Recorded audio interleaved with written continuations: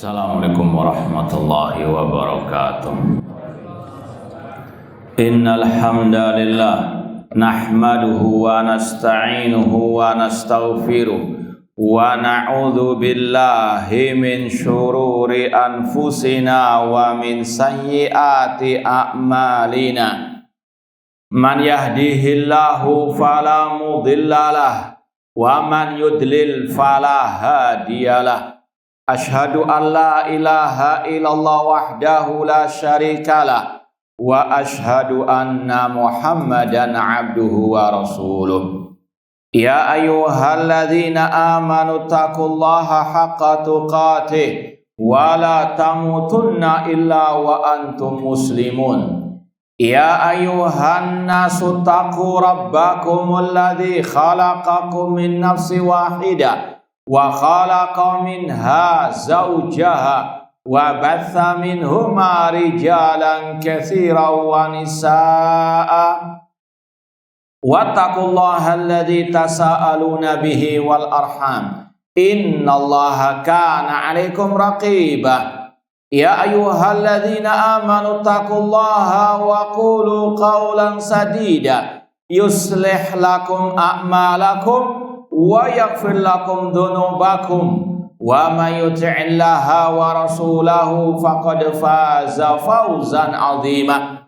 Amma ba'd, fa inna asdaqal hadits kitabullah wa khairal hadi Muhammadin sallallahu alaihi wasallam wa syarrul umuri muhdatsatuha wa kullu muhdatsatin bid'ah wa kullu bid'atin dhalalah wa kullu dhalalatin finnar. Ma'asal muslimin, ikhwani fillah wa akhwati, bapak-bapak, ibu-ibu, saudara-saudari rahimani wa rahimakumullah. Alhamdulillah, segala puji bagi Allah Subhanahu wa taala yang mempertemukan kita kembali dalam kajian kitab atau risalah atau al-kutab Khudh Aqidataka minal kitabi wa sunnah oleh Fadilatul Syekh Muhammad bin Jamil Zainu rahimallahu taala.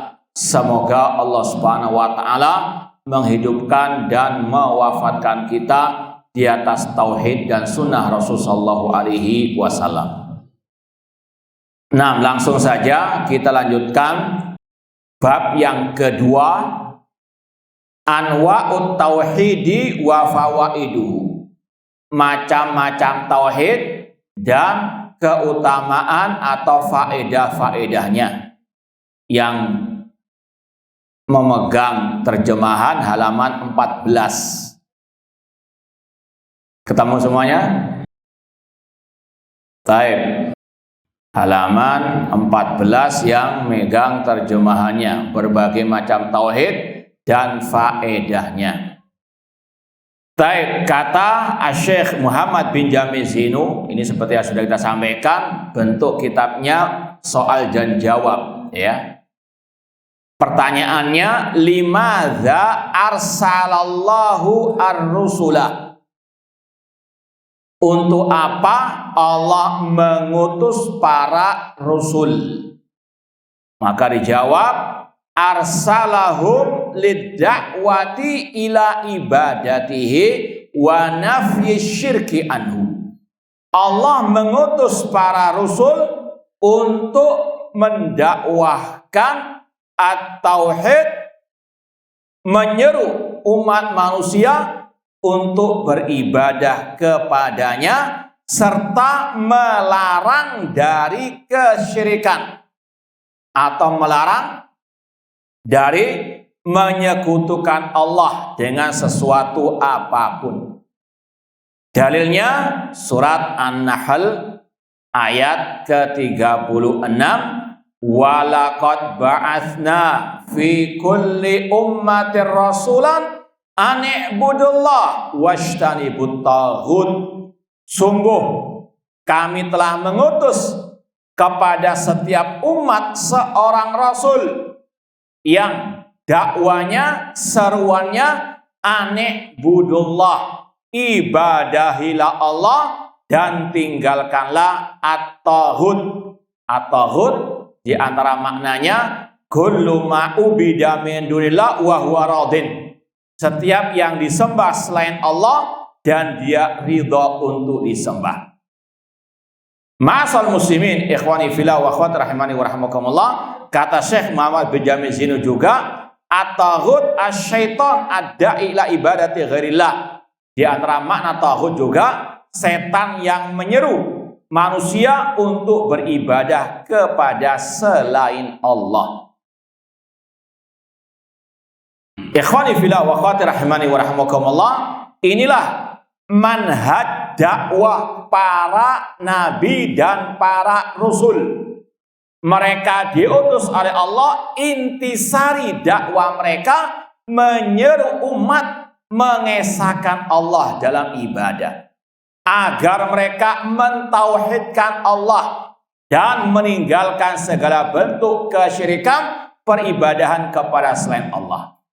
Dan ini mulai zaman Rasul yang pertama, yaitu siapa? Nabi Nuh alaihi salam.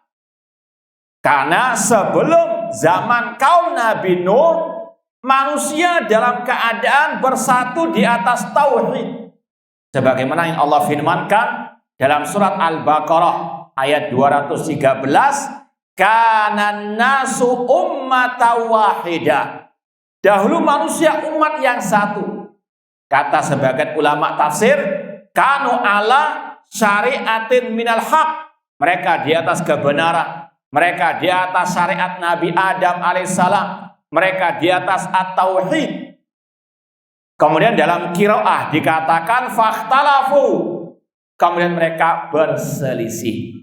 Yaitu muncul kesyirikan di zaman kaum Nabi Nuh, seperti yang Allah firmankan dalam surat Nuh, wa qalu la tadarunna alihatakum wa la tadarunna waddan wa la su'an wa la yaghutha wa ya'uqa wa nasra.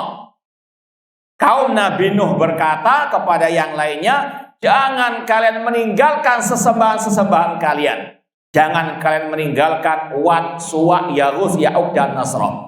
Kata Abdullah bin Abbas radhiyallahu anhuma, hadhihi asma'u rijalin salihina min qaumi Nuh. Ini adalah nama 5 orang soleh di zaman Nabi Nuh. Atau kalau istilah orang sekarang, wali limo. Ya, kata Abdullah bin Abbas radhiyallahu anhuma, ini adalah nama 5 orang soleh wali limo zaman kaum Nabi Nuh. Wad, Suwa, Yaghuth, Ya'uq dan Nasra. Kata beliau Abdullah bin Abbas, falamma halaku auhas syaitan ila qaumihim aninsibu ila majalisihim allati kanu yajiduna fiha ansaba. Ketika 5 orang saleh ini meninggal dunia, setan datang kepada kaum Nabi Nuh, murid-murid 5 orang saleh tersebut, membisikkan untuk dibuatkan patung-patung gambar-gambar dan diletakkan di tempat mereka dulu berkumpul. Falam tobat, masih belum diibadahi, hanya sekedar untuk mengenang jasa-jasa mereka. Falam mahalaku, ketika murid-murid 5 orang yang saleh tadi meninggal dunia, datang generasi yang kedua, setan membisikkan bahwasanya nenek moyang kalian dahulu ketika paceklik kemarau panjang minta kepada 5 orang soleh tersebut. Ini sejarah awal kesyirikan, penyembahan kepada selain Allah di zaman kaum Nabi Nuh. Maka Allah mengutus Rasulnya yang pertama, Nabi Nuh alaihi assalam, untuk mengembalikan mereka kepada fitrah mereka, kepada ajaran pertama Nabi Adam alaihissalam, ajaran at-tauhid.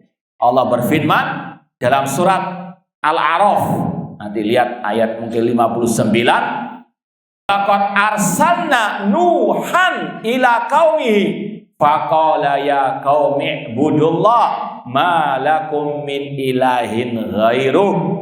Sungguh kami telah mengutus Nabi Nuh kepada kaumnya. Apa dakwah beliau? Ya qaumi ibudullah, wahai kaumku, ibadahilah Allah, malakum min ilahin ghairu. Sekali-kali kalian tidak memiliki sesembahan yang hak kecuali Allah.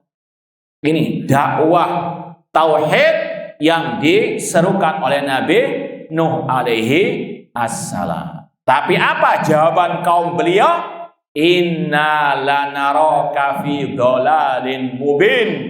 Sesungguhnya kami melihatmu wahai Nuh dalam kesesatan yang nyata.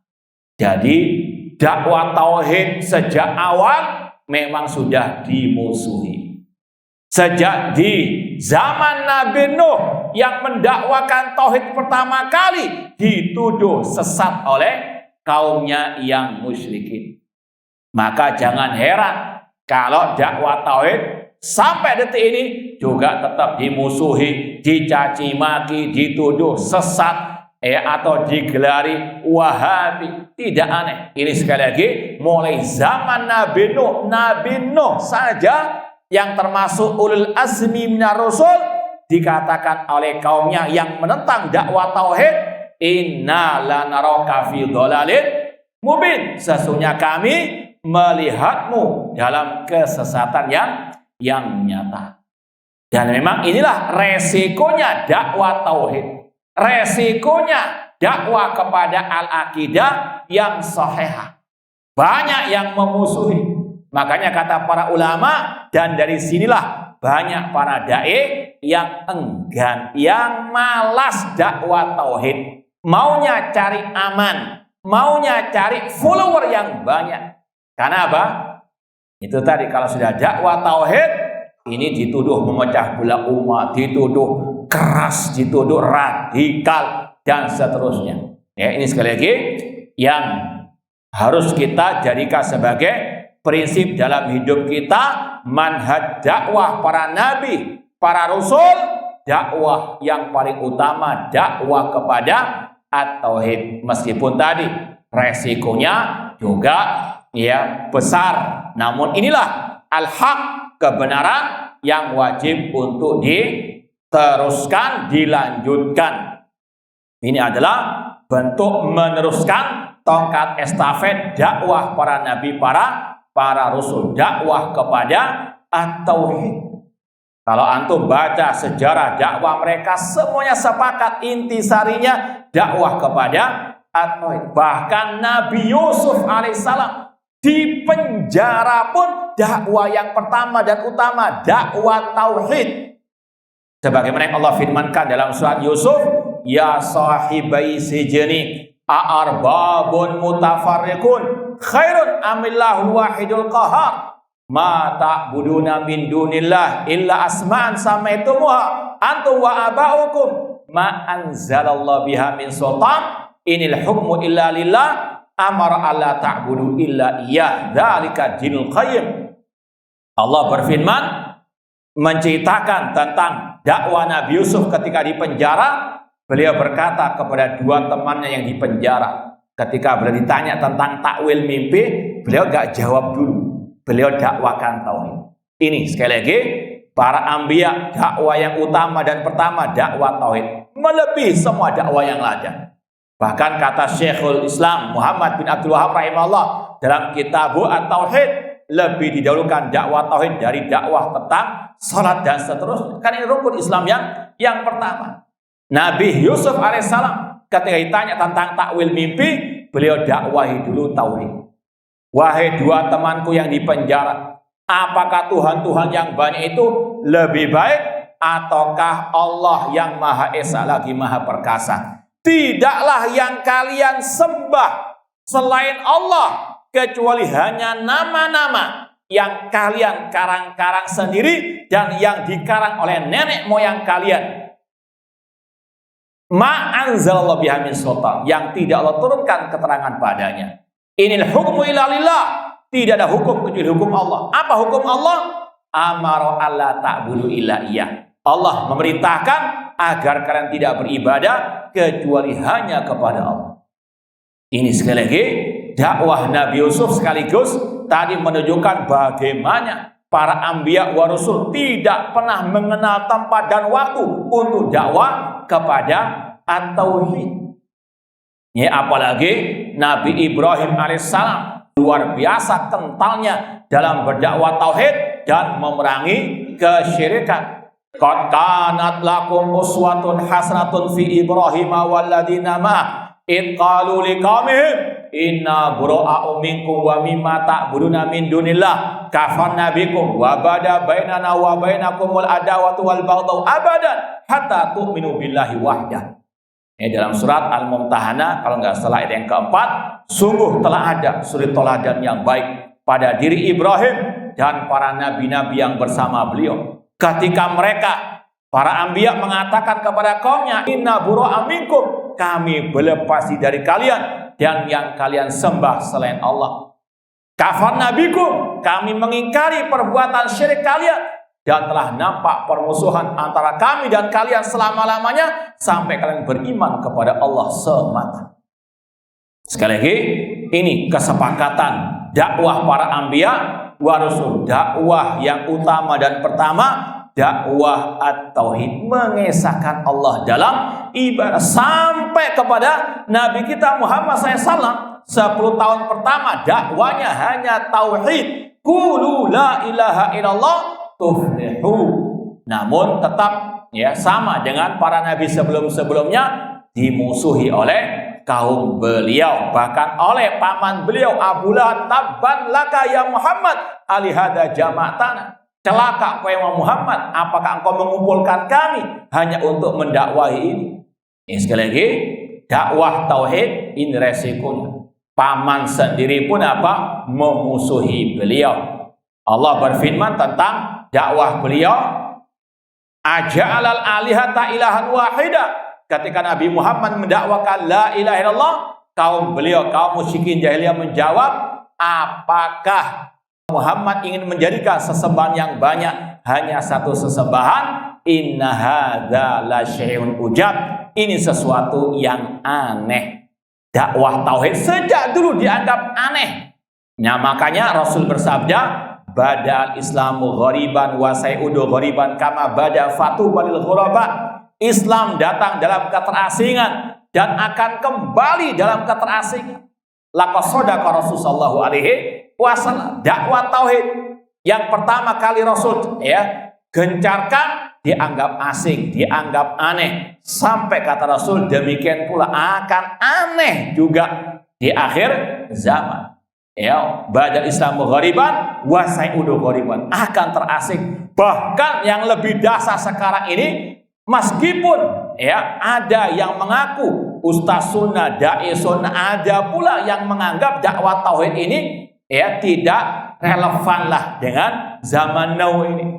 Sekarang ini butuh yang halus-halus, yang lemah lembut, butuh sakinah mawaddah warahmah. Naudzubillahi min dzalik. Ini sekali lagi salah satu penyimpangan dalam ad-dakwah. Syekh Muhammad bin Jamil Zainu yang sudah kita sampaikan di antara karya-karya ilmiah beliau yang berharga, yang fenomenal, Minhaj Firqatin Najiyah. Di antara Minhaj Firqatin Najiyah, metode golongan yang selamat, jalan golongan yang selamat adalah Al-Firqatun Najiyah ta'tabiru at-tauhid wa huwa ifradullahi bil ibadah. Firqah Najiyah, kelompok yang selamat, Ahlus Sunnah wal Jamaah, As-Salafiyun, mereka senantiasa mendahulukan, mengutamakan, memprioritaskan dakwah kepada tauhid, yaitu mengesahkan Allah dalam al-ibadah. Ini ciri khas dakwah salafiyah. Ini sebetulnya karakteristik Ahlus Sunnah wal Jamaah, yaitu antusias dalam mendakwakan at-tauhid, al-aqidah as-sahihah. Kata Syekh Abdullah bin Ubailan, salah satu masyayikh dakwah salafiyah di Saudi Arabia, beliau mengatakan di antara karakteristik Ahlus Sunnah wal Jamaah, hirsuhum ala nasil aqidatis sahihah. Semangat antusias mereka mendakwakan al-aqidah as-sahihah, tentunya tanpa mengesampingkan yang lain. Udkhulu fi silmi kafah, masuklah ke dalam Islam secara totalitas, akidahnya, ibadahnya, akhlaknya. Cuma dalam Islam ada skala prioritas. Jangan yang penting didahulukan dari yang lebih penting, yaitu dakwah kepada tauhid. Akhlak itu penting, Tapi yang lebih penting lagi, at-tauhid. Orang punya akhlakul karimah, tapi kalau akidahnya rusak, apalagi menyimpang dari tauhid, apalagi sampai jatuh kepada pembatal keislaman, gak ada artinya akhlak yang mulia. Bahkan ibadahnya gugur. Ini sekali lagi yang harus pahami oleh setiap muslim. Makanya para nabi, para rasul, dakwah mereka yang utama dan pertama dakwah tauhid. Ini pondasinya ibadah. Bahkan Rasul SAW ketika mewasiati sahabat beliau yang diutus sebagai dai di negeri Yaman, insya Allah akan ada pembahasannya, namun tidak apa-apa kita sampaikan. Mu'ad bin Jabal, innaka ta'ti qauman ahla kitab falyakun awwala ma tad'una syahadatu alla ilaha illallah.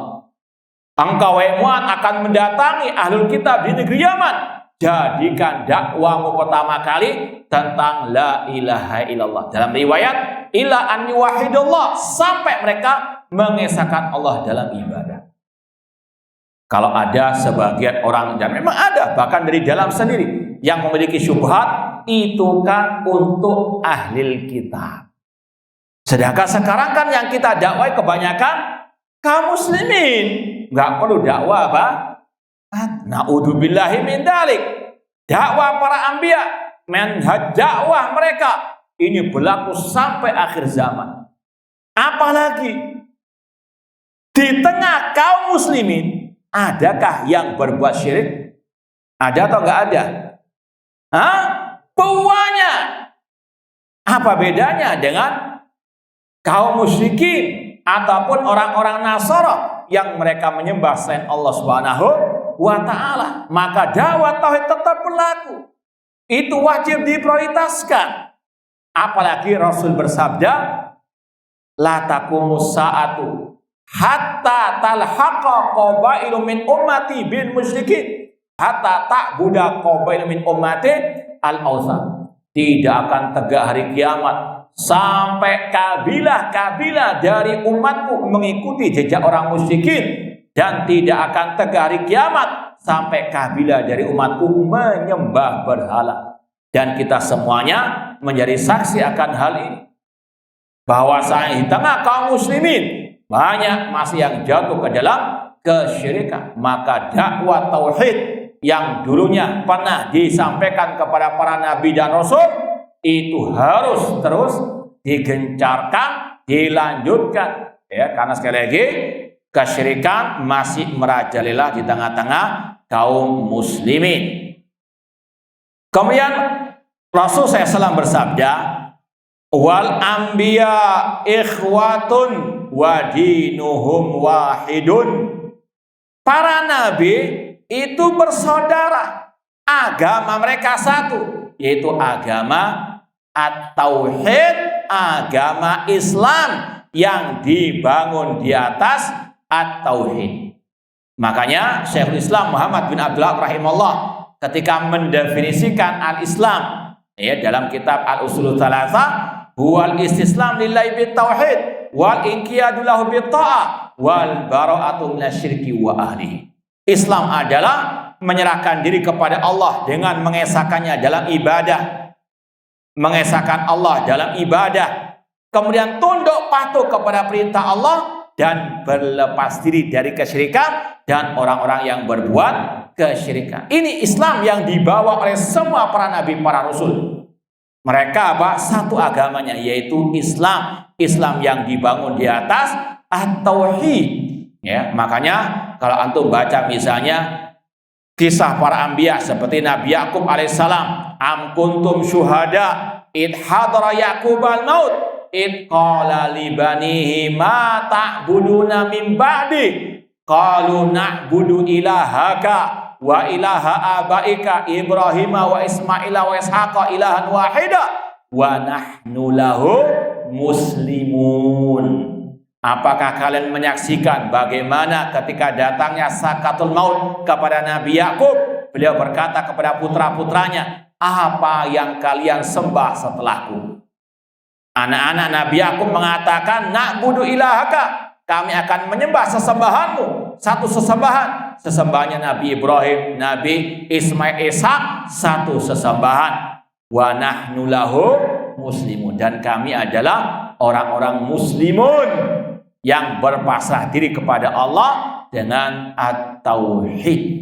Jadi ini agama semua para nabi, yaitu agama at-tauhid, meskipun mereka dibedakan dengan syariat-syariatnya. Makanya dalam riwayat dikatakan, nahnu ma'asyiral anbiya ikhwatu allat dinuna wahidun wa ummahatuna syatta. Kami para nabi satu ya bapak, namun syariat kami berbeda-beda. Ya, kalau dalam bahasa kita apa? Ibunya banyak, satu bapaknya, alias apa? Nggak berani ngomong ya. Baik, ini kata Nabi SAW, para nabi akidah dakwah mereka satu, dakwah tauhid, akidahnya satu, ya akidah tauhid. Namun syariatnya apa? Berbeda-beda. Nah, intinya ma'asal muslimin, kita wajib meyakini inilah manhaj dakwah yang hak, dakwah yang memprioritaskan kepada at-tauhid. Syekh Shalih bin Fauzan hafizallahu taala menyebutkan dalam beberapa ungkapan beliau, di tengah umat Islam yang banyak jatuh ke dalam kesyirikan, namun kalau ada dai yang malas dakwah tauhid, maka ini bentuk penyimpangan dalam apa? Manhaj dakwahnya. Alhamdulillah kita pernah menulis buku Menyelami Samudra Kalimat Tauhid. Ya, di mukaddimah itu kita sampaikan ucapan para ulama-ulama dakwah salafiyah yang berkaitan dengan manhaj dakwah ini. Ya, silakan kalau yang belum pernah tahu dilihat di internet, ada Menyelami Samudra Kalimat Tauhid, bisa di-download. Nah, kemudian poin yang kedua, ma huwa tauhidur rabb. Ya, sekarang beliau mulai menyebutkan macam-macam tauhid. Yang pertama, apa itu tauhidur rabb? Atau kalau yang kita kenal tauhid ar-rububiyah. Tauhid rububiyah itu dinisbatkan kepada ar-rabb, alhamdulillahi rabbil alamin. Kata Syekh, tauhidur rabb adalah tauhiduhu bi af'alihi, mengesahkan Allah dalam perbuatan-perbuatannya. Apa perbuatan-perbuatan Allah? Kal khalqi, semisal menciptakan, wa tadbir, mengatur alam semesta, wa ghairihima, dan selainnya. Selainnya itu diantaranya menguasai alam semesta, menurunkan rezeki, menghidupkan, mematikan. Ini semuanya berkaitan dengan tauhid ar-rububiyah. Dalilnya mana? Alhamdulillahi rabbil alamin. Segala puji bagi Allah, Rabb semesta alam. Rasul SAW bersabda, anta rabbus samawati wal ard. Engkau ya Allah, Rabb langit dan bumi. Tauhid rububiyah ini diyakini juga oleh kaum musyrikin jahiliyah. Abu Lahab CS, jangan dikira mereka nggak bertauhid sama sekali. Mereka meyakini tauhid yang satu ini. Ini juga sekaligus membantah sebagian dai yang nyinyiri dakwah salafiyah, yang mengatakan, kok mereka ini mengatakan Abu Lahab orang musyrikin mentauhidkan Allah. Kita katakan iya, sesuai dengan yang Allah kabarkan. Mereka mentauhidkan Allah. Dalilnya banyak sekali. Di antaranya dalam surat Luqman, nanti antum lihat ya, surat Luqman, wala in sa'altahum man khalaqas samawati wal arda la yaquluna Allah. Jika engkau Nabi Muhammad bertanya kepada mereka orang musyrikin, siapa yang menciptakan langit dan bumi, serentak orang musyrikin menjawab Allah. Ya, cuma alil bidah buta mata hati mereka. Ya, mereka seolah-olah tidak pernah membaca ayat-ayat seperti ini, padahal jelas ayatnya. Orang musyrikin mengesahkan Allah dalam rububiyah. Mereka mentauhidkan Allah iya dalam rububiyah. Allah juga berfirman dalam surat Yunus, Kul man yarzuqukum minas sama'i wal ardi amma yamliku sam'a wal absar wa ma yukhrijul hayya minal mayyit wa yukhrijul mayyita minal hayy wa man yudabbirul amra fasayaqulunallah. Katakan wahai Nabi Muhammad kepada orang musyrikin, siapa yang menurunkan rezeki dari langit dan bumi? Siapa yang memiliki pendengaran dan penglihatan? Siapa yang mengeluarkan yang hidup dari yang mati? Yang mengeluarkan yang mati dari yang hidup? Siapa yang mengatur seluruh alam semesta ini? Fasayaqulunallah. Mereka menjawab dengan serentak Allah. Ini tauhid mereka kepada Allah Subhanahu wa ta'ala. Dan ini ditegaskan juga oleh Allah dalam surat Yusuf, ya, ayat-ayat yang terakhir. Coba lihat, kalau nggak salah 106, Allah mengatakan wa ma yu'minu aktsaruhum billah illa wa hum musyrikun. Tidaklah kebanyakan mereka, yaitu orang musyrikin jahiliyah, beriman kecuali mereka musyrikun.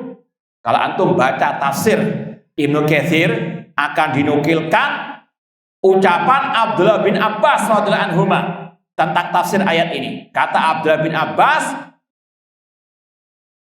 innahum idza qila lahum man khalaqas samawat wa man khalaqal arda wa man khalaqal jibal. Kalau orang musyrikin ditanya, siapa yang menciptakan langit, siapa yang menciptakan bumi, siapa yang menciptakan gunung, mereka akan mengatakan Allah. Kata Abdullah Abbas, itulah tauhid mereka, wahum musyrikun. Namun mereka tetap musyrikin. Kenapa? Karena tidak melengkapi dengan tauhid yang berikutnya, yaitu tauhid al-uluhiyah. Makanya tidak benar kalau mengartikan la ilaha illallah dengan tidak ada Tuhan atau pencipta selain Allah. Di antaranya kata para ulama, kalau itu arti la ilaha illallah, orang musyrikin jahiliyah otomatis sudah masuk Islam karena mereka meyakini Allah yang menciptakan langit dan bumi. Namun itu bukan makna yang benar dari la ilaha illallah. Maknanya yang benar ini yang berkaitan dengan tauhidul ilah atau tauhid al-uluhiyah. Ma huwa tauhidul ilah? Apa itu tauhid al-ilah atau al-uluhiyah? Beliau menjawab, huwa ifraduhu bil ibadah, mengesahkan Allah dalam ibadah. Ini yang kaum musyrikin tidak mengesahkan Allah Subhanahu wa ta'ala. Mereka meyakini Allah yang menciptakan langit dan bumi, namun mereka tidak mengesahkan Allah dalam al-uluhiyah, dalam ibadah. Mereka masih menyembah Al-Lata wal Uzza, afara'aitumul Lata wal Uzza. Dan Al-Lat di antara maknanya kata para ulama, seorang yang dermawan di zaman jahiliyah, ketika mati disembah oleh kaum musyrikin jahiliyah. Fa idza raqibu fil fulki da'awallaha mukhlishina lahuddin falamma najjahum ilal barri idahum yusyrikun. Allah berfirman, apabila kaum musyrikin berlayar di lautan, ditimpa ombak bencana, mereka da'awallah mukhlisin lahuddin. Mereka berdoa kepada Allah dengan ikhlas. Mereka mentauhidkan Allah dalam uluhiyah ketika susah, ketika genting, kritis. Namun ketika mereka diselamatkan di daratan, mereka berbuat syirik kepada Allah, yaitu tadi menyembah kepada selain Allah. Jadi jangan dikira orang musyrikin jahiliyah Abu Lahab CF tidak mengenal Allah sama sekali, tidak. Mereka mengesahkan Allah dalam rububiyah, mereka mengesahkan Allah dalam uluhiyah kalau dalam keadaan apa? Susah, dalam keadaan musibah. Tapi mereka menyekutukan Allah ketika mereka dalam keadaan senang. Dan kata para ulama, namun sangat disayangkan sebagian kaum muslimin sekarang syiriknya dikala susah maupun senang. Di PHK datang ke kuburan keramat, wahai wali, berikan aku lowongan pekerjaan. Walinya lo sudah gak kerja, betul enggak?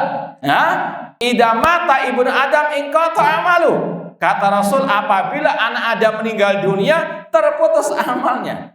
Ya, yang sudah meninggal terputus amalnya. Kok ada orang yang hidup minta-minta apa? lowongan pekerjaan kepada yang mati. Ini ketika susah minta kepada selain Allah. Ketika dikabulkan oleh Allah sebagai bentuk ujian istidraj, ya, seolah-olah apa yang mengabulkan doa adalah apa? Wali tersebut kemudian akhirnya apa? Menyembelih korban binatang ternak dipersembahkan kepada wali yang telah ini syiriknya dikala susah maupun senang. Naudzubillah min dzalik. Orang musyrikin jahiliyah mereka berdoa kepada Allah ketika susah, ketika senang mereka menyekutukan Allah. Allah yang mengatakan demikian. Ketika Allah selamatkan di daratan, mereka berbuat kesyirikan. Ini yang merupakan intisari dakwah para nabi, para rasul, dakwah kepada tauhid al-uluhiyah. Makanya Syekh Muhammad bin Jamil Zainu mengatakan al-firqatun najiyah ta'tabiru tauhid wa huwa ifradullah bil ibadah. Kelompok yang selamat Ahlus Sunnah wal Jamaah memprioritaskan dakwah kepada tauhid, yaitu tauhid al-uluhiyah. Dan sekedar tambahan, belum ada. Baik, sekedar tambahan, seorang salafi Ahlus Sunnah wal Jamaah harus teliti dalam istilah at-tauhid. Ya, banyak kelompok-kelompok sesat, mereka juga terkadang menggaungkan istilah tauhid. Bahkan kelompok mereka dinamakan kelompok pembela tauhid dan seterusnya. Namun hati-hati, apa yang mereka maksud dengan tauhid tersebut? Karena apa? Kelompok sesat sejak zaman dahulu mereka juga menggaungkan istilah tauhid, namun beda dengan yang dimaksud oleh para ulama Ahlus Sunnah wal Jamaah. Contoh, kelompok Mu'tazilah, atau kalau istilah sekarang kelompok liberal, penuhan akal. Mereka punya 5 prinsip dasar akidah. Apa diantaranya? At-tauhid. Namun tauhid yang mereka maksud nafyus sifat, menolak, mengingkari, menafikan semua sifat-sifat Allah. Kata mereka Allah tidak punya sifat. Itu tauhid. Itu mensucikan Allah. Naudzubillahi min dzalik. Maka harus apa? Selektif. Sebagian mengatakan tauhid adalah tauhid hakimiyah. Tidak ada hukum kecuali hukum Allah. Yang berhak membuat hukum hanyalah Allah. Yang berhukum dengan selain hukum Allah kafir murtad. Itu tauhidnya kelompok khawarij, kelompok teroris. Ya, diantaranya digaungkan oleh tokoh mereka Said Qutb, Muhammad Qutb, yang mentafsirkan la ilaha illallah dengan la hakima illallah. Ya, dan alhamdulillah sudah kita bantah dalam buku yang tadi kita isyaratkan, Menyelami Samudra Kalimat Tauhid. Ini salah satu sumber terorisme, yaitu apa? Salah memahami tauhid, salah memahami kalimat tauhid la ilaha illallah. Said Qutb, Muhammad Qutb sekali lagi mentafsirkan la ilaha illallah dengan la hakima illallah. Tidak ada yang membuat hukum kecuali Allah. Maka kalau ada yang membuat hukum selain Allah, langsung mereka vonis kafir murtad, berhak dibom dan seterusnya. Ini khawarij kontemporer demikian. Maka harus betul-betul waspada. Ya, tauhid yang dimaksud oleh Ahlus Sunnah yang merupakan prioritas dakwah mereka sebagaimana dakwah para nabi, dakwah kepada tauhid al-uluhiyah. Yaitu apa? Ifradullahi bil ibadah, mengesahkan Allah dalam al-ibadah. Antum jangan tertipu. Misalnya ada dai atau ustadz khutbah Jumat, mungkin antum di luar kota mampir ke masjid ikut ya duduk khutbah Jumat, misalnya ada dai mengatakan ayo kita bertauhid, mari kita apa? Menegakkan tauhid. Ya, jangan langsung apa, oh ini salafi, oh ini dai Ahlus Sunnah. Jangan dulu, enggak tadi. Dainya apa? Teroris. Tauhid yaitu tauhid hakimiyah. Hati-hati. Ya, demikian pula dengan mungkin nama komunitas atau nama pengajian tauhid apa dan seterusnya. Teliti dulu apa yang mereka maksud dengan tauhid tersebut. Apakah versi Mu'tazilah, versi Khawarij, ataukah itu betul-betul versi Al-Firqah Najiyah, At-Taifah Al-Mansurah, Ad-Da'wah Salafiyah. Huwa ifradullah bil ibadah. Tauhid uluhiyah adalah mengesahkan Allah dalam ibadah. Doa seperti masalah doa. Allah berfirman, "Ud'uni astajib lakum." Wa idza sa'alaka ibadi anni fa inni qarib ujibu da'wata da'i idza da'an. Allah mengatakan, "Wala tad'u min dunillah ma la yanfa'uka wa la yadurruk." Jangan berdoa kepada selain Allah yang tidak bisa mendatangkan manfaat ataupun madarat. Ini namanya tauhid al-uluhiyah. Wa dzabah, demikian pula menyembelih. Qul inna sholati wa nusuki wa mahyaya wa mamati lillahi rabbil alamin. Katakanlah, sesungguhnya salatku, sesembelihanku, hidup dan matiku hanyalah untuk Allah Rabb semesta alam. Demikian pula bernazar. Ini ibadah harus ditujukan hanya kepada Allah. Jangan sampai naudzubillah min dzalik. Kalau saya dapat proyek, saya akan menyembelih kambing untuk wali fulan yang sudah meninggal. Ini namanya mempersembahkan nazar kepada selain Allah Subhanahu wa ta'ala. Naudzubillahi min dzalik. Atau tadi sebelum dapat proyek sudah bernazar di kuburan, wahai Pak Wali, kalau saya dapat proyek nanti saya sembelihkan Pak Kiai atau Pak Wali kambing, karena Pak Kiai dulunya suka masih kebuli kambing misalnya, padahal sudah mati Pak Walinya. Naudzubillahi min dzalik. Ini terkadang manusia-manusia yang sudah dicabut akalnya oleh Allah Subhanahu wa ta'ala. Orang yang sudah mati siapapun, bisa antum bayangkan, orang yang sudah meninggal dunia, siapa yang memandikan? Apakah bisa mandi sendiri? Ada orang mati bisa mandi sendiri? Siapa yang mengkafani yang masih hidup? Siapa yang mengantarkan jenazah? Apakah pakai online apa gitu? Mungkin bisa. Siapa yang menyemayamkan yang masih hidup? Kok sudah disemayamkan, yang hidup minta-minta kepada yang Nah, ini sangat jauh dari an-naql wal aql. Ini sekali lagi jauh dari Al-Quran dan Sunnah, bahkan dari akal yang sehat. Na'udzubillahi min dzalik.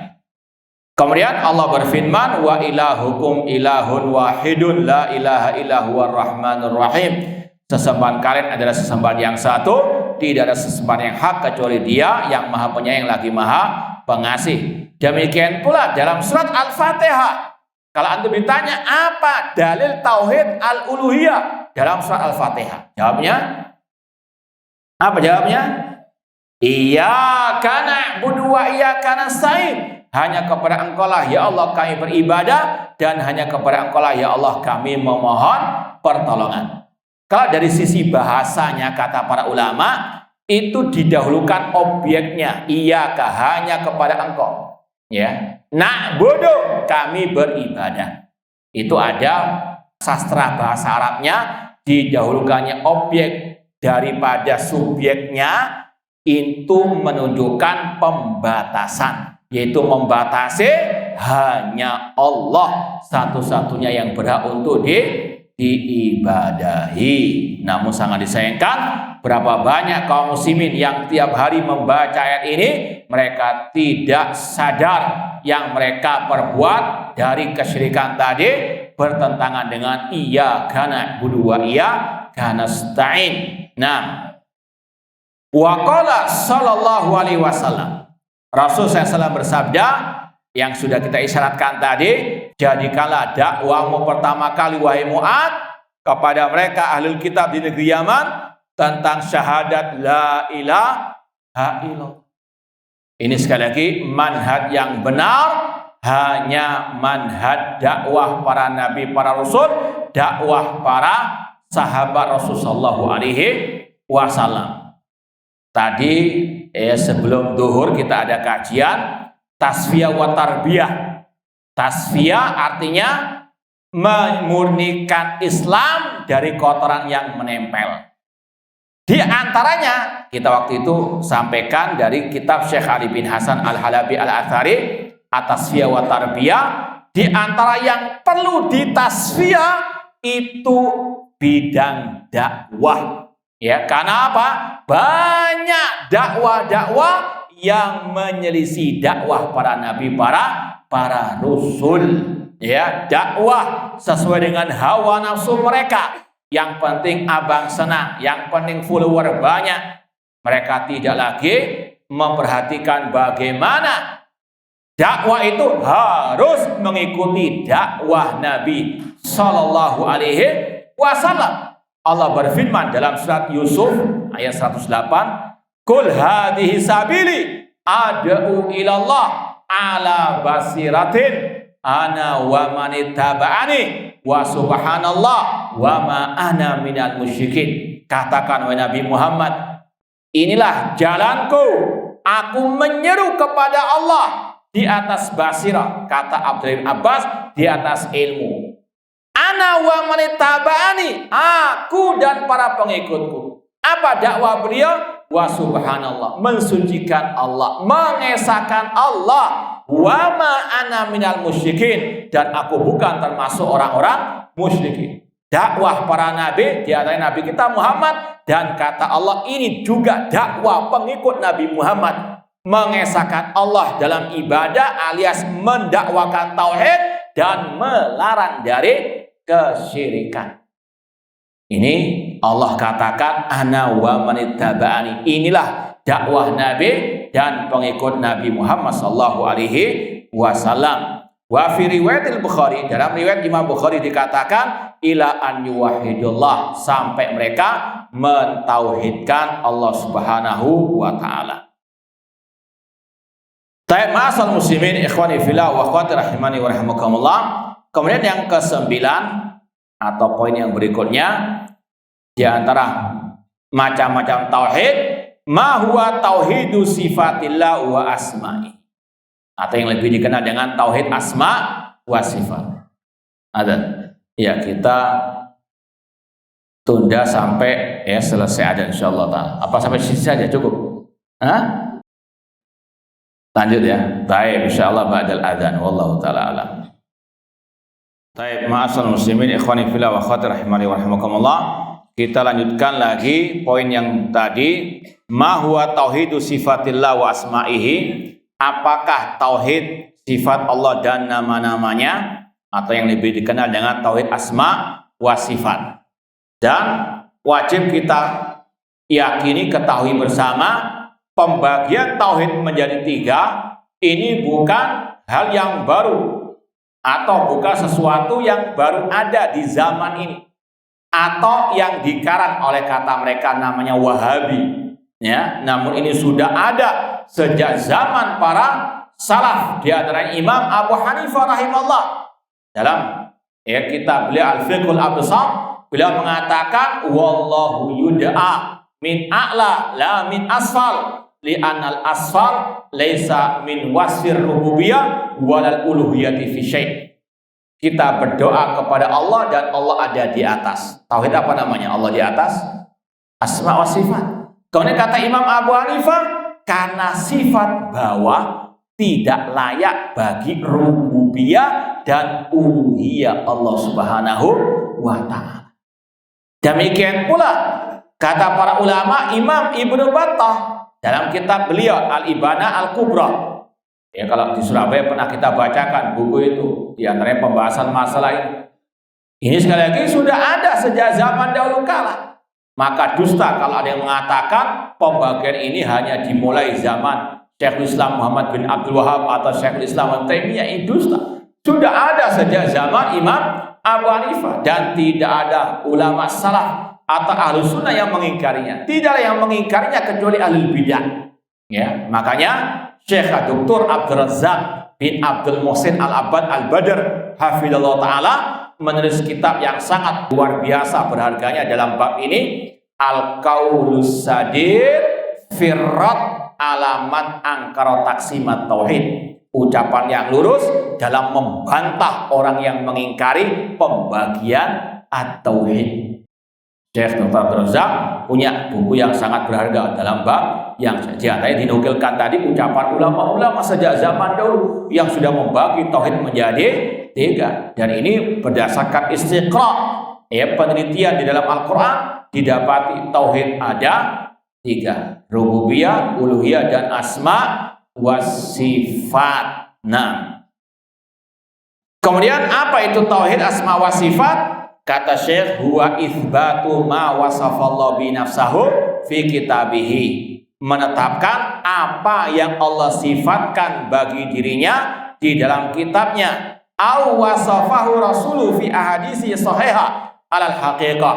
Atau yang disifatkan oleh Rasulnya dalam hadis-hadis yang sahih sesuai dengan hakikatnya, bila takwilin, tanpa menyelewengkan maknanya, wala tafwidin, tanpa menyerahkan maknanya kepada Allah, wala tamtsil, tanpa menyerupakannya dengan makhluk, wala ta'til, tanpa menafikannya, menolaknya. Contoh kal istiwa. Dan ucapan seperti ini karena kita pernah mendengar alil bid'ah itu, karena tidak bisa lagi membantah hujah-hujah Ahlus Sunnah, mereka modalnya nyinyiri, mencela, memperolok. Contoh di sini, pernah kita dengar dai penyesat umat, mereka mengatakan apa itu Wahabi, mengatakan isbatu ma asbatallahu li nafsihi dan seterusnya. Padahal ucapan ini bukan Syekhul Islam Muhammad bin Abdul Wahab yang mengarang pertama kali, atau ulama sekarang Syekh bin Baz atau Syekh Al-Albani, bukan. Pernah di Surabaya kita bacakan ucapan Al-Imam Ibnu Khuzaimah, Imamul A'imah, yang digelari dengan imamnya para imam, murid dari muridnya Imam Syafi'i. Imam Syafi'i punya murid namanya Imam Al-Muzani, punya murid namanya Ar-Rabi bin Sulaiman Al-Muradi. Dua muridnya Imam Syafi'i punya murid namanya Imam Ibnu Khuzaimah. Beliau menulis kitab yang spesial masalah tauhid asma wa sifat. Judulnya kitab At-Tauhid. Yang disampaikan di sini serupa dengan yang beliau katakan, menetapkan sifat wajah dengan istilah isbatu ma asbatallahu li nafsihi fi kitabi au fi sunnati Rasul sallallahu alaihi wasallam.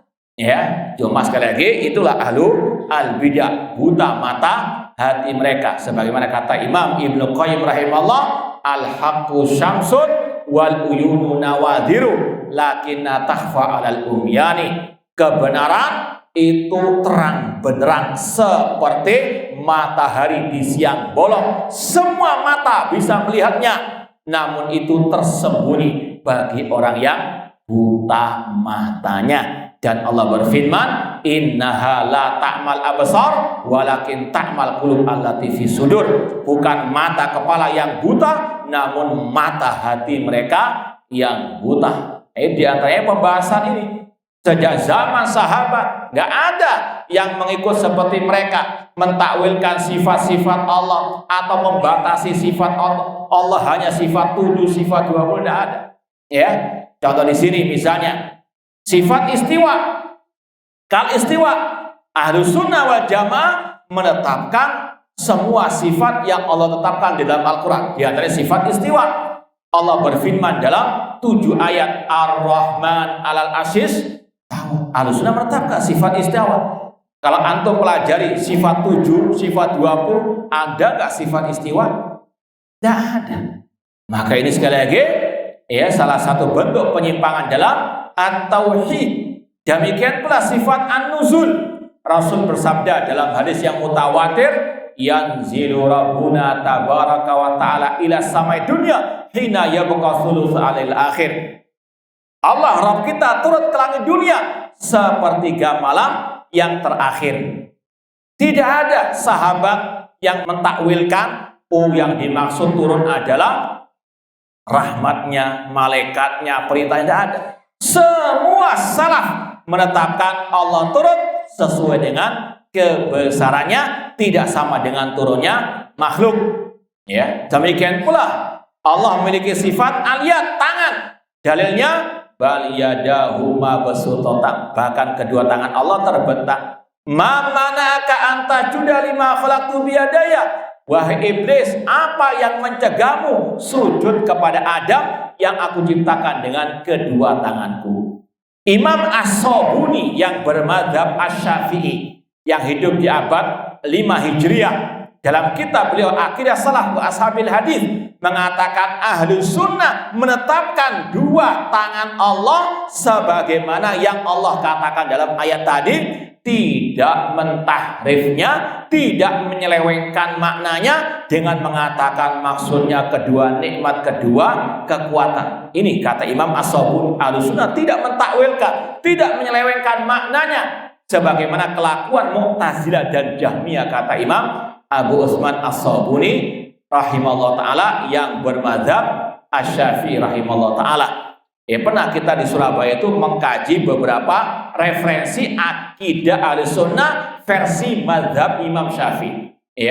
Banyak sekali kitab-kitab mazhab Syafi'i atau dari ulama Syafi'i yang di atas akidah as-salaf. Di antaranya tadi kitab tauhid. Cuma yang aneh binyeleneh mereka yang ngaku pengikut mazhab Syafi'i belum pernah sama sekali satu pun dari kitab itu yang mereka ajarkan di pondok mereka, di kajian-kajian mereka.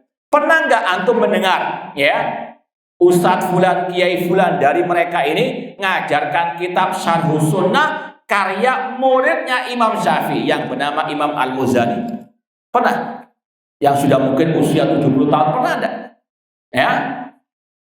Imam Ibnu Khuzaimah tadi itu ulama mazhab Syafi'i, punya kitab tauhid yang menetapkan Allah punya sifat wajah, sifat tangan, dan seterusnya.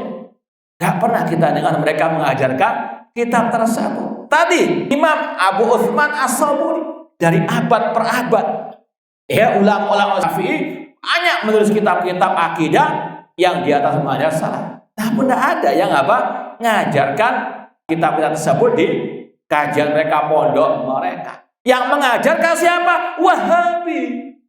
Gitu kok dituduh Wahabi gak punya imam sebagai teladan. Mereka ini kitab-kitab yang kita ajarkan kepada mereka.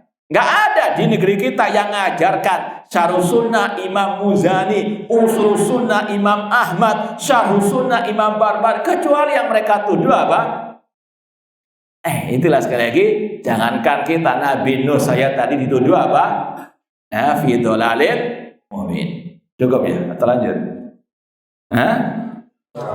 Ala rahatina sampai jam 12. Baik.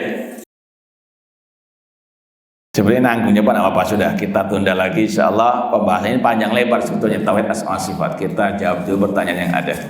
Afwan. Bagaimana dengan syubhat sesungguhnya aku diutus untuk menyempurnakan akhlak? Ini tidak bertentangan dengan tadi dakwah at-tauhid seperti yang sudah kita sampaikan. Allah berfirman, "Udkhulu fi silmi kafah." Masuklah ke dalam Islam secara totalitas, keseluruhan. Ambil akidahnya, ibadahnya, akhlaknya, metode dakwahnya. Udkhulu fi silmi kafah. Tapi tadi dalam Islam ada skala prioritas. Contoh misalnya, rukun Islam ada berapa? Ada berapa? Ada 5. Yang pertama akhlak. 2 kalimat syahadat. Rukun iman ada berapa? Yang pertama iman kepada Allah, tauhidullah. Sekali lagi, Islam ada skala prioritas. Kita memprioritaskan dakwah tauhid tanpa mengesampingkan akhlak. Akhlak tetap didakwahkan. Bahkan tadi para ulama dalam kitab-kitab akidah, setelah membahas akidah, dibahas masalah akhlak. Jangan salah paham. Jadi sekali lagi, dakwah tauhid itu bukan mengesampingkan masalah akhlak, cuma harus ditempatkan segala sesuatu pada tempat. Jangan dibalik. Misalnya akhlak luar biasa. 50 tahun jadi dai, dakwanya akhlak tauhid mungkin kalau ada kesempatan lah 1-2 kali. Naudzubillah min dzalik. Dakwah tauhid yang paling utama dibandingkan dakwah kepada akhlak. Kemudian yang kedua, jangan sampai misalnya ada orang yang akidahnya sesat, tauhidnya menyimpang, namun akhlaknya kelihatannya baik, suka menyantuni, suka dan sebagainya. Diangkat jadi tokoh, dipuji-puji. Tapi yang salah akhlaknya, keliru akhlaknya, luar biasa, dibenci seolah-olah finari jahannam khalina fiha abada. Ya, ini keliru. Justru yang lebih dibenci yang sesat akidahnya, yang menyimpang tauhidnya, ya, dibandingkan yang salah akhlaknya namun tauhidnya masih apa? Lurus. Makanya Syekh Muhammad bin Shalih Al-Utsaimin ketika ditanya kapan orang itu keluar dari firqah najiyah, kelompok yang selamat ahli sunnah wal jamaah, kata beliau kalau menyimpang dalam tauhid atau dia jatuh ke dalam kebid'ahan.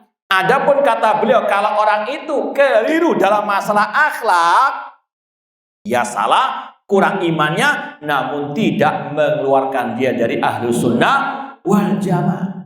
Sekali lagi harus paham inilah, ya, manfaatnya belajar manhaj ahli sunnah wal jamaah. Harus tahu bagaimana menempatkan al-wala wal bara. Sama dengan contoh ahli maksiat namun akidahnya akidah salaf.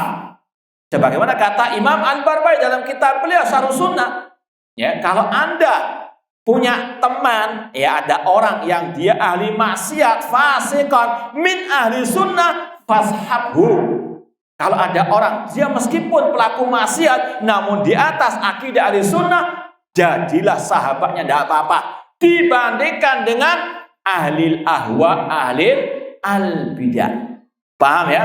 Ya, sekali lagi dalam Islam ada skala prioritas. Contoh ya, contoh misalnya ini ada dua orang, ya, satu cukur jenggot, ya, tapi mengatakan wajib mendengar dan taat kepada pemimpin kaum muslimin, tidak boleh memberontak terhadap pemimpin kaum muslimin. Tapi orangnya apa?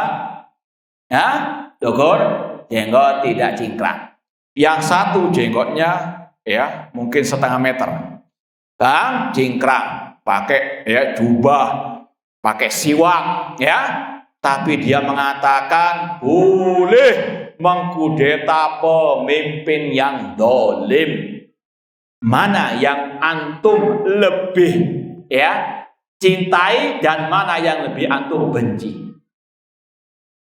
Semuanya ada kesalahan. Yang satu salah, yang kedua juga salah. Coba, ya, mana yang lebih antum benci? Itu yang pertama. Pertanyaannya apa jawabannya? Hah? Yang sepakat, nggak mencela-menceli. Hah? Iya, hada huwa, ya.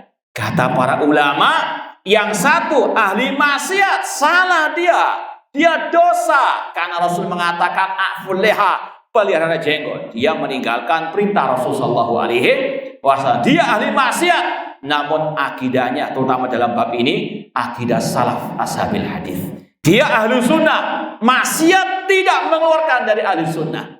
Tapi yang satu ini, ya, meskipun dia melaksanakan sunnah Rasul, berjenggot, cingkrang tadi, namun akidahnya akidah khawarij, ini yang harus lebih dibenci. Jangan dibalik, ya, wah ini enggak jenggotan, ini bukan ahli sunnah, yang cingkrang, yang jenggot, oh ini salafi ahli sunnah, nggak taunya ikut ngebom misalnya, atau ikut khuruj.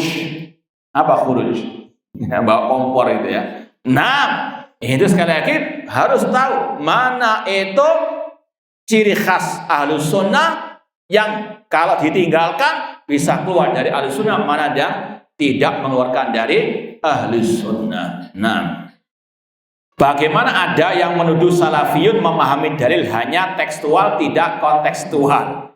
Kalau yang dimaksud memahami ayat secara dohirnya, kita kasih contoh, ya. Namanya petunjuk, ya. Al-Quran kan petunjuk. Syahr Ramadan alladzi unzila fihil Quran hudalin nas, petunjuk. Namanya petunjuk itu antum pahami sesuai dengan dohirnya atau perlu ditakwil-takwilkan?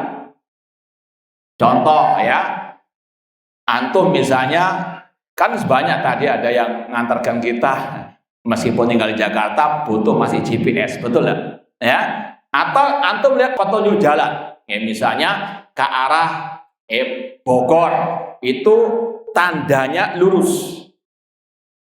Antum pahami sesuai dengan dohirnya Atau perlu ditakwilkan itu? Hah? Oh enggak, maksudnya itu lurus ke atas Ustaz. Dakwah. Pak, namanya petunjuk sesuai dengan apa? Zahirnya. Kalau arahnya ke lurus ya lurus, kalau arahnya ke kanan ya ke kanan. Secara umum kan demikian. Kalau masih waras, betul enggak? Apalagi Al-Qur'an, ya. Allah katakan hudan linnas, petunjuk bagi manusia. Ketika Al-Qur'an mengatakan Ar-Rahman 'alal Asistawa. Ulama salaf, nanti akan ada pembahasannya, Mujahid Abul Aliyah dari kalangan tabi'in yang belajar Al-Quran kepada Abdullah bin Abbas, muridnya para sahabat Rasul. Mereka lebih tahu tentang tafsir Al-Quran. Mereka mengatakan istawa itu artinya ala wartafa, Allah tinggi. Dan itu kata Imam Ibnu Qayyim ijma' ahli bahasa, ijma' salaf mengatakan istawa ala wartafa, artinya tinggi di atas al-arsy. Ya sudah, pahami sesuai dengan apa? Zahirnya, seperti yang dipahami juga oleh orang Arab yang fasih bahasa Arab. Demikian pula yanzilu rabbuna, sudah jelas yang turun Rabb kita, yanzilu rabbuna. Maka apa? Secara zahirnya pahami Allah yang turun, bukan mereka. Kalau ada yang mengatakan oh yang turun itu malaikat Allah, ini sama dengan tadi. Petunjuk jalan tuh lurus, namun dipahami oh maksudnya apa? Seliut kanan, seliut kiri. Orangnya nggak apa? Na'udzubillahi min dzalik. Maka sekali lagi biarkan titik-titik menggonggong, kafilah tetap berlalu. Kita dikatakan tekstual apalah wahab dan sebagainya. Ya sebagaimana kata peribahasa tadi, ja'il kilabatan bah wal kafilatu tasir. Ya biarkan titik-titik menggonggong, kafilah tetap berlalu. Nah, dan kalau mau dibahas lagi, ini juga disampaikan oleh para ulama. Satu ulama pun terutama tadi dalam masalah sifat Allah nggak ada yang mentawil. Kita tak berikan referensinya tadi. Imam Al-Muzani, Imam Ahmad, Imam Asy-Syafi'i juga demikian pula dengan murid-murid Imam Syafi'i. Mereka memahami sesuai dengan dohirnya, terutama ayat-ayat tentang apa? Sifat-sifat Allah Subhanahu wa Ta'ala.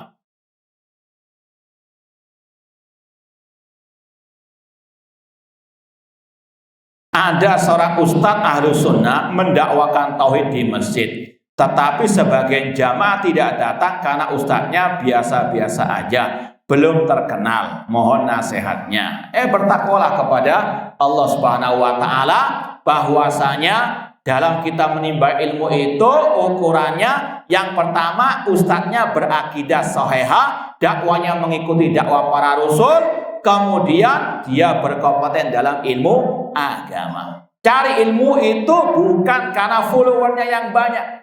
Ya, ini sekali lagi fenomena yang memprihatinkan. Ya, ustadznya karena nggak ada gelar, ya, doktor nggak ada gelar MA, lalu apa? Malas untuk mendatanginya. Namun yang gelarnya profesor doktor, ya, namun dakwanya cuma itu tok. Ya, dakwanya jelas-jelas tidak mengikuti dakwah Nabi para Rasul, memprioritaskan akidah dan tauhid, luar biasa. Ini sekali lagi fenomena yang sekali lagi sangat memprihatinkan, jauh dari ciri khas ahlu sunnah wal jamaah. Di sebagian kajian itu sempat kita sampaikan, sekedar wa amma bi nikmati rabbika fahadits. Adapun tentang nikmat Allah maka ceritakan. Di awal dakwah salafiyah, ya, terutama yang dibawa oleh Al-Ustadz Fadil Yazid bin Abdul Qadir Jawas rahimahullah ta'ala rahmatan wasi'ah. Ya, beliau kemana dan di mana saja dakwah pertama kali at-tauhid. Ya, dan itu di antara yang kita saksikan sendiri. Tahun 90-an kita masih SMA waktu itu, kita mengadakan tabligh akbar. Beliau pembicaranya yang beliau kaji kitab Aslus Sunnah wa I'tiqaduddin. Masalah apa? Akidah, itu tabligh akbar. Dan terus demikian, meskipun nggak selesai sekarang, besok atau mungkin kapan lagi ketemu, itu lagi kitabnya akidah, lanjut akidah. Ya, dan itu yang kita saksikan sampai terakhir beliau mau meninggal dunia waktu haji, tetap dakwah. Ini sekali lagi ciri khas ahli sunnah wal jamaah, dakwah salafiyah. Dan dulu yang paling viral, yang paling banyak diminati awal-awal dakwah salafi di Indonesia, kajian tentang akidah wal manhaj. Ya, namun sekarang sudah apa? Ini kesalahan dari dua pihak. Kesalahan dari sebagian ustadz yang mereka sudah malas dakwah tauhid, dakwah akidah, atau sudah menyimpang bahkan dari dakwah salafiyah yang hak, ya, yang membuat apa? Metode baru dalam dakwah, ya. Dan ini sungguh benar apa yang diungkapkan oleh sahabat Rasulullah SAW yang bernama Mu'ad bin Jabal radhiyallahu ta'ala anhu. Beliau mengatakan, inna min waraikum fitanan, sesungguhnya di belakang kalian akan muncul berbagai macam bentuk fitnah. Wa yu'khadul Qur'an, dan akan diambil Al-Qur'an, ya. Kullun ya'khuduhu mu'minun wa munafiqun dzakarun wa untha saghirun wa kabirun. Dan nanti akan dibawa Al-Qur'an oleh semua orang, yang mukmin, munafik, laki, perempuan, yang kecil maupun yang besar. Kata sebagian ulama dalam mensyarah ucapan ini, semuanya akan lancang berbicara tentang ilmu. Kemudian, ya, wa yukhsha an yakula rajul, dan dikhawatirkan akan datang seseorang, dia mengatakan qad qara'tu kitaballah walakinnahum la yattabi'uni. Aku sudah membacakan kepada mereka ayat Quran, namun mereka tidak mengikutiku. Kemudian kata orang tersebut, ya, wa ma hum bimuttabi'iyya hatta abtadi'a. Aku tidak akan mungkin mendapat banyak pengikut, aku nggak mungkin mendapat banyak follower, kecuali aku membuat bid'ah. Sensasi baru dalam apa? Dakwah. Dan inilah yang terjadi terutama di negeri yang kita cintai ini. Naudzubillahi min dzalik. Ya, sekali lagi sudah jelas dakwah salafiyah itu ciri khasnya dakwah kental dengan tauhid al-aqidah, meskipun tanpa mengesampingkan yang lain, ya. Namun sebagian dai luar biasa, ya, mungkin sudah, ya, puluhan tahun dakwanya sakinah mawaddah. Naudzubillahi min dzalik. Maka kembalilah kepada manhaj salaf, manhaj dakwah para nabi dan para ar-rusul alaihi wassalatu wassalam. Nah, baik, ma'asal muslimin ikhwani fillah wa akhwati rahimani wa rahimakumullah. Kemudian pertanyaan yang terakhir, apakah benar penulis kitab ini sebelumnya berpahaman sufi? Iya, benar. Ya, Syekh Muhammad bin Jamil Zaini dulu pernah terpengaruh, namun bukan pengikut yang, ya, fanatik betul, tidak. Ya, dan beliau menulis buku judulnya Kaifa Ihtadaitu, bagaimana aku mendapatkan hidayah kepada sunnah. Dan wallahu alam, di antaranya beliau itu hadir di majelisnya Syekh Muhammad Nasiruddin Al-Albani rahimahullah ta'ala ketika Syekh Albani masih tinggal di Suriah atau Syria. Ini aja yang mungkin bisa kita sampaikan, kurang lebihnya mohon maaf. Wa jazakumullahu khairan. Aqulu qouli hadza wa akhiru da'wana anil hamdulillahirabbil alamin. Wassalamualaikum warahmatullahi wabarakatuh.